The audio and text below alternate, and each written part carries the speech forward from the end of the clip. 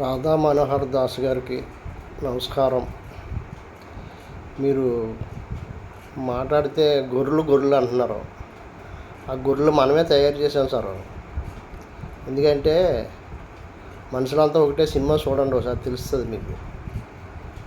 వాళ్ళు ఎస్సీలని వాళ్ళని వీళ్ళని మన దగ్గర చేర తీసుకోకుండా మనం వాళ్ళ బయట తగిలిస్తాం. పెద్ద పెద్దగా డబ్బు ఉన్న వాళ్ళకల్లా మన పాదాలు ఒత్తి వీళ్ళు అంటరాని వాళ్ళు వాళ్ళ తీర్చిదిద్దేది మనమే సార్.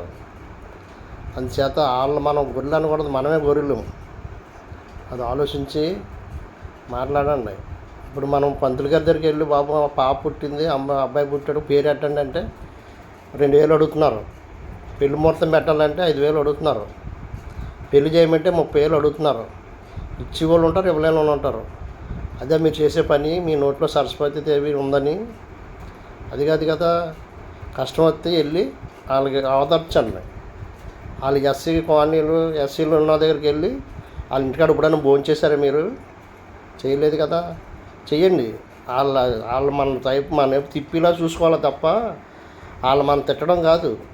వెళ్తారు. మనం ఆదరించకపోతే ఏం చేస్తారు? వెళ్తారు. వాళ్ళు ఇతర మతాల్లోకి వెళ్తున్నారంటే దానికి కారణం మీరే.